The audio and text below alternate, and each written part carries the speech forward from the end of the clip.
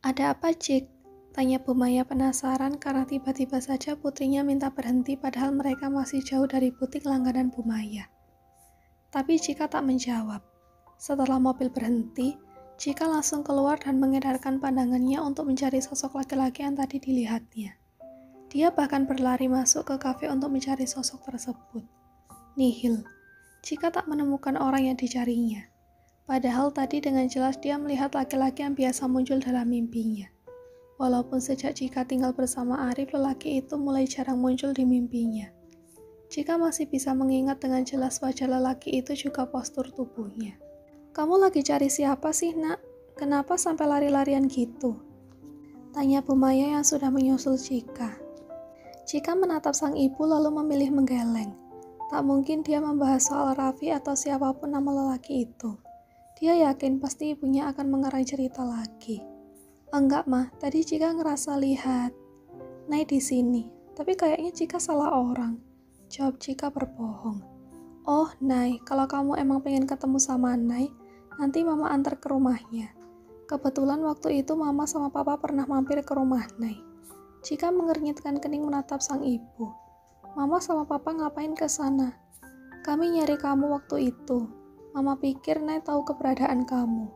Mungkin kamu pernah menghubungi dia atau mampir ke rumah Nay." Cika hanya menggeleng pelan mendengar jawaban sang ibu. "Ya udah, balik ke mobil aja, Ma," ajak Cika. Mereka pun kembali masuk ke mobil. Tapi belum lama kendaraan roda 4 itu melaju. Tiba-tiba saja kepala Cika terasa berdenyut nyeri. Bahkan lebih sakit dari sebelum-sebelumnya. Kepalanya serasa hampir pecah. Telinganya bahkan berdengung nyaring. "Cika, kamu kenapa, Nak?" tanya Bu Maya khawatir. "Gak tahu, Mah, kepala Cika sakit banget," ringis Cika sambil memegangi kepalanya dengan kedua tangan. "Pak, tolong ke rumah sakit ya," titah Bu Maya kepada sopirnya. "Iya, Nyonya," jawab Pak sopir. Sementara itu, Araf akhirnya sampai juga di rumah. Tadi ketika berbincang dengan Anwar membahas soal kafe baru, Araf terus saja melirik jam tangannya hingga membuat temannya itu kesal. "Kalau lo ada urusan penting, mending bahas lain waktu aja deh. Pusing gue liat lo ngeliatin jam terus," protes Anwar yang kesal karena sejak tadi Araf sama sekali tak fokus dengan pembahasan mereka. Tanpa sungkan apalagi basa-basi, Araf dengan cepat mengiyakan ucapan temannya itu. Dia langsung pamit pada Anwar karena ingin cepat-cepat pulang untuk bertemu dengan Nay. Tak lupa dia meminta kepada karyawan kafenya untuk membungkus 2 gelas jus alpukat pesanan Nay. Begitu keluar dari kafe, Araf langsung masuk ke mobilnya dan pergi meninggalkan tempat itu. Tanpa tahu kalau tak jauh dari mobil yang ditumpanginya Cika berhenti. Lalu perempuan itu keluar untuk mencari keberadaannya. Dan setelah sampai di rumah, Araf sudah mendapati wajah cantik sang istri yang kini sedang tersenyum lebar menyambut kepulangannya di depan pintu. "Kok cepet sih, Mas? Ini belum ada sejam loh," tanya Nay penasaran. "Mas gak tenang kerjanya?" "Khawatir sama istri Mas yang katanya lagi kangen banget," jawab Araf sambil memeluk Nay erat. "Ih, modus banget. Bilang aja Mas tuh yang kangen sama aku." Araf tertawa mendengar protesan Nay, lalu mengajak Nay untuk masuk. "Pesanan istrinya Mas yang cantik," ucap Araf sambil memberikan bungkusan yang ada di tangannya. "Ini apa?" tanya Nay menatap bingung kantong plastik berlogo kafe milik suaminya. "Kan kamu yang tadi minta Mas bawa jus alpukat pas pulang. Masa lupa sih?" "Emang kapan? Perasaan aku gak ada minta apa-apa deh," tanya Nay yang benar-benar tak ingat dengan apa yang diucapkannya. Araf mengembuskan nafas mendengar ucapan sang istri. Ini memang bukan baru pertama kali Nay meminta dibelikan sesuatu lalu amnesia. Kadang istrinya bahkan sampai mencak-mencak dengan pesanannya sendiri. Seperti 3 hari lalu yang Nay meminta dibelikan bakso. Nay langsung menjauhkan bakso itu karena katanya mual mencium bau seledri. Entah ada apa dengan istrinya seminggu belakangan ini. "Masa Mas harus rekam obrolan kita setiap kamu telepon sih, biar kamu gak lupa bilang apa aja. Kamu masih muda loh, Nay," ucap Araf sambil menangkup wajah sang istri dengan kedua tangannya saking gemasnya. "Ya udah deh, udah terlanjur dibawa juga. Sayang kan kalau sampai gak diminum," jawab Nay santai. Araf hanya menggaruk kepala dengan tingkah istrinya ini. Setidaknya untuk sekarang dia bersyukur karena Nay sepertinya sangat menikmati jus alpukat yang baru dibawanya. Kamu belakangan ini aneh deh. Jangan-jangan kamu lagi hamil, tebak Araf. Uhu.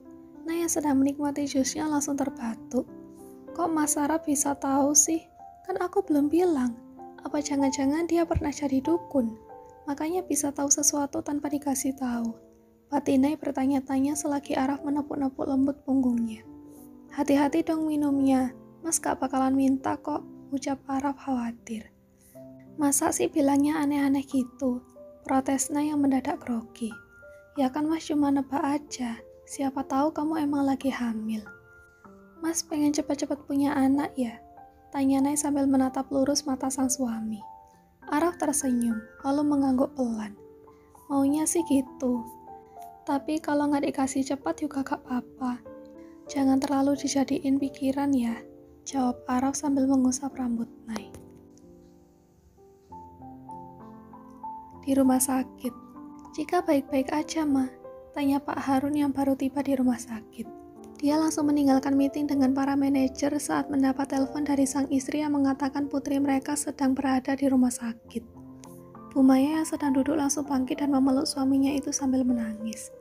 Mama nggak tahu, Pak, jika masih belum sadar. Tadi pas kami dalam perjalanan ke butik, tiba-tiba aja kepalanya Cika sakit lagi. Dan dia pingsan sebelum kami sampai ke rumah sakit, jawab Bu Maya sambil terisak. Pak Harun mengusap wajahnya dengan kasar. Papa kira kondisinya Cika udah membaik karena belakangan ini dia udah gak pernah sakit kepala lagi. Tapi kenapa malah tiba-tiba kayak gini? Mama takut, Pak. Mama takut kalau Cika sampai kenapa-napa. Tangis Bu Maya makin kencang sekarang dalam pelukan sang suami. Mama tenang ya, semoga Cika gak kenapa-napa. Ucap Pak Harun menenangkan sang istri walaupun dia sendiri sama takutnya. Tok tok tok. Nay, kamu baik-baik aja? Tanya Araf khawatir. Nay yang sejak tadi mondar-mandir di dalam kamar mandi menatap ke arah pintu. Dia sudah selesai mengambil wudhu sejak 5 menit lalu. Tapi sesuatu mengganggu pikirannya. Sejak Araf pulang ke rumah, Nay sama sekali belum menyampaikan kabar kehamilannya. Tadi saat Araf menyinggung soal kemungkinan Nay yang sedang hamil pun entah kenapa Nay malah belum siap menyampaikan kabar gembira itu. Padahal Nay yakin Araf pasti akan senang jika Nay mengatakan kalau keinginan lelaki itu akan segera terwujud. Apa bilang sekarang aja ya? Mungkin gak apa-apa ngasih tahu Mas Araf tanpa bikin kejutan dulu. Lagian ngasih kabar kayak gini aja juga udah mengejutkan banget pastinya. Batin Nay sambil memainkan kuku-kukunya. Tapi gak seru kalau misalkan gak pakai pesta kejutan. Lagian selama nikah juga aku sama Mas Araf kan belum pernah bikin pesta apa-apa. Ulang tahunku masih lama. Ulang tahun Mas Araf juga udah lewat. Aku maunya momen ini tuh gak gampang dilupain. Sangkal Nay dalam hati. Dia masih merasa berat untuk memberitahukan kabar gembira ini sekarang. Besok aja deh, nanti aku siapin semuanya pas Mas Araf pergi kerja. Putus Nay akhirnya. Setelah yakin dengan keputusannya, Nay lalu membuka pintu. Ceklek, kamu baik-baik aja kan? Tanya Araf yang menatap khawatir pada istrinya itu. Nay menganggukkan kepala. Iya, aku baik-baik aja. Kok lama sih di kamar mandinya? Tadi aku mules. Perutku sakit banget, makanya lama. Jawab Nay sambil nyengir kuda. Sakit karena mules aja? Atau kita perlu ke dokter? Enggak usah Mas, masa pas diperiksa dokter nanti ditanya sakit apa, aku jawab sakit perut karena mau BAB sih. Gak estetik banget tahu nggak? Tolak Nay dengan bibir mengkerucut. Sengaja menyembunyikan kepanikannya jika Araf benar-benar memaksanya untuk pergi periksa ke dokter. Jika seperti itu, nanti Araf bisa tahu jika Nay sedang hamil, dan dia tidak bisa menyiapkan pesta kejutan lagi untuk suaminya itu. Benar nggak mau periksa? Badan kamu udah enakan? Udah, asal malam ini libur dulu ya, pinta Nay sambil mengedip-ngedipkan mata. Araf menyipitkan mata pada istrinya. Sebenarnya dia tidak rela jika harus libur dulu. Tapi ketika ingat wajah Nay yang sangat pucat pagi tadi, Araf merasa tidak tega juga. Jangan sampai istrinya sakit gara-gara Araf yang terlalu semangat menanam benih. Iya, tapi gak janji ya, jawab Araf yang langsung dihadiahi pelototan oleh Nay. Hehehe, iya beneran libur. ralat Araf. Ya udah, kalau gitu kita sholat maghrib sekarang, aja Araf yang langsung diangguk oleh Nay. Di rumah sakit, Cika, Bu Maya yang sedang tertidur langsung terbangun dan menatap wajah sang putri ketika merasakan pergerakan dari tangan Cika. Dia menanti dengan harap-harap cemas saat melihat mata Cika yang bergerak dan kelopak matanya yang perlahan terbuka. Melihat putrinya sadar, Pak Harun dan Bu Maya tersenyum lebar. Alhamdulillah, akhirnya kamu sadar juga, ucap Pak Harun penuh syukur. Sementara Bu Maya langsung memeluk Cika saking senangnya.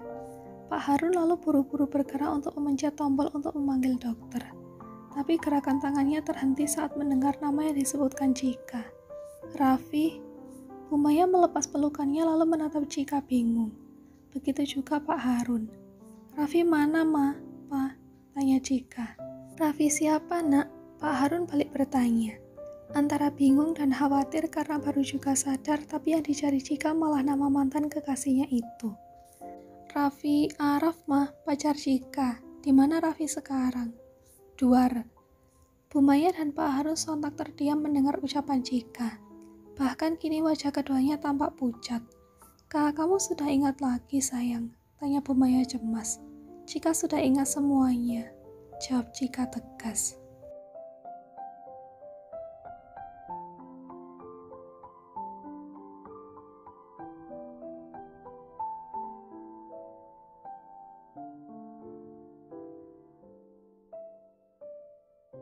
Bu Maya dan Pak Harun saling bertukar pandang. Entah apa mereka harus merasa senang atau malah sedih saat putri mereka ini telah mendapatkan kembali ingatannya. Tapi mendengar nama yang pertama dicari oleh Cika saat baru sadar tadi membuat Bu Maya menggenggam erat tangan sang putri. Raffi ada di sini kan, Ma? Dia masih di sini kan? Tanya Cika sebelum Bu Maya sempat mengatakan sepatah kata pun. Kamu ngomong apa sih, Cik? Seru Pak Harun. Kamu habis pingsan tadi dan sekarang baru sadar. Harusnya kamu pikirin kesehatan kamu, Nak. Tambah Bu Maya yang berusaha mengalihkan pembicaraan. Dia enggan membahas soal Araf. Cika berusaha bangun untuk mendudukkan diri, tapi dengan cepat dicegah oleh Bu Maya. Dia masih khawatir jika kondisi Cika belum cukup baik. Dia dan suaminya bahkan lupa memanggil dokter atau perawat karena terlalu syok dengan pernyataan Cika barusan. Kamu istirahat lagi. Mama panggilin. Mah, Pa, gak usah ditutup-tutupin semuanya dari Cika. Cika kan udah bilang kalau Cika udah ingat semuanya, termasuk soal Raffi. Cika udah ingat. Cika tahu kalau dia itu pacar Cika dan kami bahkan berencana untuk menikah. Cika memotong ucapan sang ibu karena merasa kesal sendiri sebab orang tuanya masih berusaha untuk menutupi semua tentang Araf. Kemarin saat dia hilang ingatan, orang tuanya berbohong kalau Cika punya kekasih dan mengatakan kalau dia tak pernah pacaran. Dan sekarang setelah ingatannya kembali, orang tuanya malah kelihatan enggan memberitahukannya atau sekedar membahas soal Araf. Cika tahu kalau kedua orang tuanya juga tak setuju jika menjalin hubungan dengan Araf. Sama seperti Indra Hermawan yang tak setuju jika anak sulungnya itu bersama Cika. Tapi sumpah demi apapun, dia dan Araf sama sekali tak ingin terlibat dalam konflik orang tua mereka. Mereka sama-sama saling mencintai. Dan Cika tak akan sanggup jika kehilangan lelaki yang sangat dicintainya itu.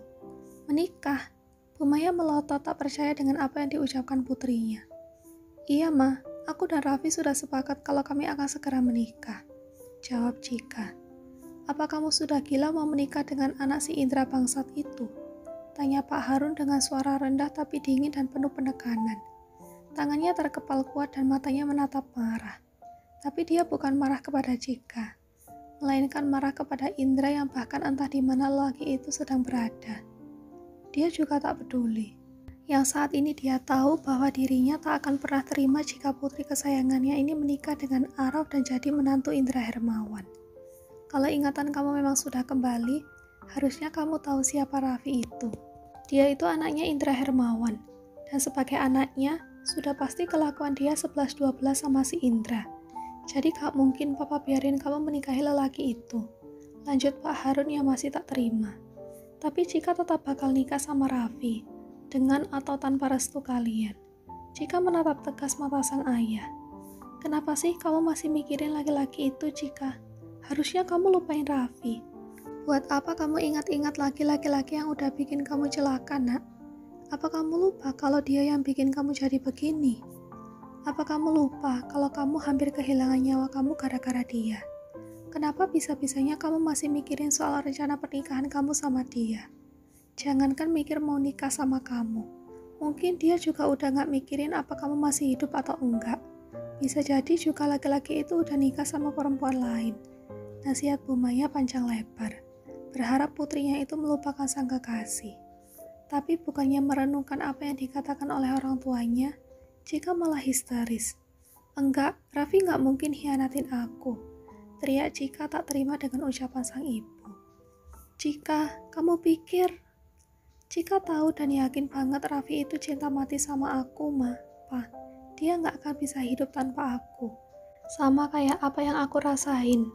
Jadi gak mungkin Raffi nikah sama perempuan lain dan ngehianatin cinta kami. Suara Cika makin lama makin tinggi saat berusaha menyangkal hasutan buruk yang dia terima. Walaupun perasaannya ada yang aneh saat mengatakan kalau Araf mencintainya, termasuk juga dia yang mencintai Araf. Tapi Cika yakin kalau tak ada yang berubah sampai sekarang. Dan itu kenapa dia masih memimpikan lelaki itu sampai saat ini. Walau sejak dia tinggal dengan Arif, entah kenapa dia mulai jarang bermimpi tentang Araf lagi. Pindah ke lain hatikah dia? Enggak, aku yakin perasaan itu masih ada. Aku gak ada perasaan apapun sama Kang Arif. Itu murni cuma rasa kagum aja. Karena dia udah baik banget nolongin aku kemarin. Batin Cika yang berusaha menyangkal perasaan tak nyaman dalam hatinya. Aku mau ketemu Raffi sekarang. Aku mau buktiin kalau apa yang kalian pikirin tentang Raffi itu salah. Ucap Cika sambil bangkit dari tidurnya dan berusaha menarik selang infus di tangannya. Sontak saja Bu Maya yang panik mencoba menghentikan aksi putrinya ini. Bahkan Pak Harun dengan cepat memanggil dokter agar segera datang ke ruangan putrinya. Cika, tenang nak, bujuk Bu Maya yang berusaha menahan Cika agar tidak meninggalkan ranjangnya. Apalagi sampai nekat mencabut selang infusnya. Cika mau ketemu Raffi, Ma. Cika mau ngasih tahu dia kalau Cika masih hidup. Bantah Cika yang bersikeras ingin pergi menemui sang kekasih. Cika jangan aneh-aneh nak. Sebaiknya kamu lupain Raffi.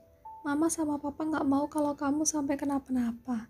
Cukup sekali aja kami hampir kehilangan kamu. Kami gak mau kalau kamu sampai celaka lagi gara-gara keluarga Hermawan itu. Lepasin, Ma. Aku mau ketemu sama Raffi. Aku mau... Cika perlahan mulai tenang saat dokter sudah tiba di ruangannya dan menyuntikkan obat penenang kepadanya. Matanya mendadak terasa berat hingga akhirnya dia tertidur. Pagi hari. Kenapa sih senyum-senyum terus? Tanya Araf curiga karena sejak bangun tidur tadi sampai kini mereka sarapan, Nay terus saja tersenyum. Bahkan sekarang bukan menyantap bubur ayam yang dibuatnya sendiri.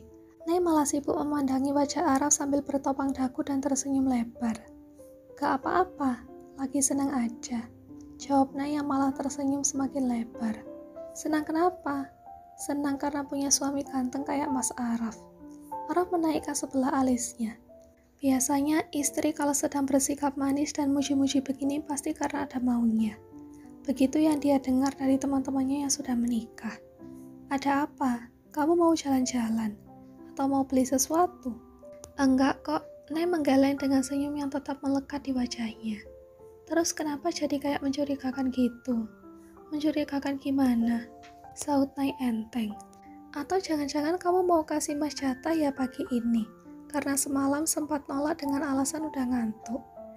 Tebak Araf dengan wajah sumringah dan menaik turunkan kedua alisnya. Buk, Nay memukul pelan dada suaminya. Semalam dia memang beralasan sudah mengantuk pada Araf, karena tidak tahu apakah boleh berhubungan saat sedang hamil. Kasihan aja calon anaknya itu kalau sampai kena gempa bumi. Apalagi Araf jarang main hanya sekali. Ye, itu sih maunya Mas, bukan maunya aku. Lagian Mas kan ada rapat penting pagi ini katanya. Protesnya yang kini sudah berubah menatap suaminya dengan mata menyipit. Ya bisa minta diwakilkan aja sama sekretaris Mas. Di dunia ini gak ada yang lebih penting dari kamu sayang. Ucap Araf sambil mengerling nakal. Nay memutar bola matanya malas. Pantas aja kamu cepet hamidun. Orang si kodok sarap aja masum gini. Hati Nay mencibir suaminya walaupun saat Araf minta jatah Nay juga senang-senang saja. Mas gak usah alasan deh, gak kasihan apa sama Mas Benny.